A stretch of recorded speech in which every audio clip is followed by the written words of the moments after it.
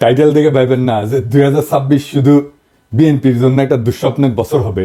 2026 ফ্যাসি বিরোধী সবার জন্য দুঃস্বপ্নের বছর হইতে পারে। আর এই দুঃস্বপ্নে পতিত করার দায় আমাদের সবার কম বেশি থাকলেও মাস্টার অফ দ্য সেরিমনি হবে বিএনপি, আমাদের প্রিয় বিএনপি। কেন সেটা আলাপ করে নি। আমি কয়েকদিন আগে একটা ভিডিও করেছিলাম যে বিএনপির কেরা উঠিছে, সেখানে আমি বলছি যে বিএনপি কেন এত নির্বাচন করে। আর সালাউদ্দিন সাহেব কইছে নির্বাচন দেরি করার পিছনে যুক্তিটা কি সেটা দিতে হবে। আমি কইছিলাম যুক্তিটা আমি দেবো। তো ক্যারা উঠলে বুঝলেন তো কোন ক্যারা, ওইটাই। ওই ক্যারাতে মানুষ যেমন উত্তেজিত হয়ে যায়, তেমন বিএনপি 2025 সালে খুব উত্তেজিত হয়ে উঠছে। এই উত্তেজনার স্বপ্ন দোষ হবে 2026 সালে। আমি বানাইয়া কিছু বলতেছি না। বিএনপি মানে জিয়াউর রহমানের আদর্শের বিএনপি আমার খুব পছন্দের দল। আর হাসিনার ফ্যাসিস্ট আগ্রাসন থেকে সবচেয়ে বেশি মাইর খেয়া কিচ্ছু করতে না পারার দল হইল বিএনপি।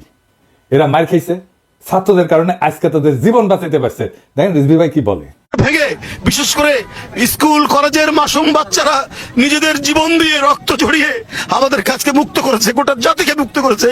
আমি আজকে সেই সমস্ত মাসুম বাচ্চা, স্কুল কলেজের সে সমস্ত ছাত্র ছাত্রীদের যাদের শহীদি আত্মত্যাগের মধ্যে দিয়ে আজকে গোটা জাতি মুক্তি লাভ করেছে এক ভয়ঙ্কর ফ্যাসিবাদ থেকে, সেই সব শহীদদের প্রতি আমার গভীর শ্রদ্ধা জানাচ্ছি। আমি শ্রদ্ধা জানাচ্ছি যারা পঙ্গুত্ব বরণ করেছে, যাদের চোখ চলে গেছে, যাদের পা চলে গেছে, আমি তাদের প্রতিও শ্রদ্ধা জ্ঞাপন করছি। আর পাশাপাশি আমি একটু বলতে চাই, সারা বাংলাদেশের আজকে গণতন্ত্রের যে বিজয় হয়েছে, এইটা আমাদেরকে, এই উল্লাসকে আমাদেরকে সংহত করতে হবে। আর যখন হাসিনা ছাত্রদের হাতে জয় বাংলা হইল, তখন বাইর হইয়া বাঘের মতো গর্জন করা এই দলের নাম হইতেছে বিএনপি। যারা এদের জীবন বাঁচাইলো, যাদের জন্য খালেদা জিয়া আজকে তার ছেলের বাসায়, যাদের আত্মত্যাগে আজকে বিএনপি নেতাদের এত লম্ফজম্প, তারাই নাকি আবার আন্দোলনের মূল মাস্টার মাইন্ড। বাংলাদেশের মানুষকে 16 বছর ফ্যাসিবাদের থেকে বাঁচানো কি করছে বিএনপি? বাঁচাতে পারছে? 1/11 ঘটানো বন্ধ করতে পারছে? তখন তো ক্ষমতায় বিএনপি জামাত পারেনি। বাংলাদেশের উপরে যাইতে বসে ফ্যাসিবাদী শাসন, এইটা থেকে মুক্ত করার জন্য বিএনপি কি করছে? তা ওনারা বলেন ওনা মাস্টার মাইন্ড। তা অনেকের মধ্যে একজন না, অন্যতম না, একমাত্র মাস্টার মাইন্ড। শুনেন, 16টি বছর ধরে বিএনপিকে নিশ্চিহ্ন করতে চেয়েছে হাসিনা, আর জনাব তারেক রহমান কি বিচক্ষণতার সঙ্গে বিএনপিকে রক্ষা করেছে। শুধু রক্ষা করেছে এটা বললে ভুল হবে। কার্যকর আন্দোলন গড়ে তোলার জন্য যা যা করা দরকার, এই আন্দোলনের একমাত্র মাস্টার মাইন্ড হচ্ছে জনাব তারেক রহমান। এটা যদি কেউ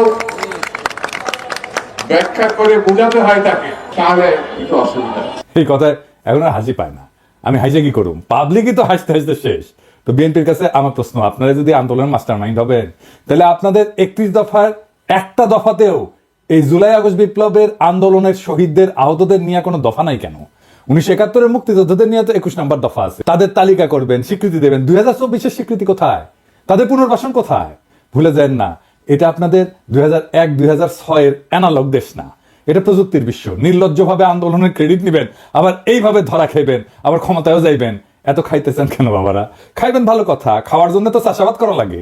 ছাত্রদের কি হালের বলদ পাইছেন যে তাদের ময়দা খেতে চাষ কইরা ক্ষমতা যাওয়ার স্বপ্ন দেখবেন? এই স্বপ্ন আপনার স্বপ্ন দোষ হবে 2026 সালে। চলেন দেখি কেন। 2026 বাংলাদেশের জন্য খুবই জটিল, খুবই কঠিন, খুবই অনিশ্চিত একটা বছর হবে।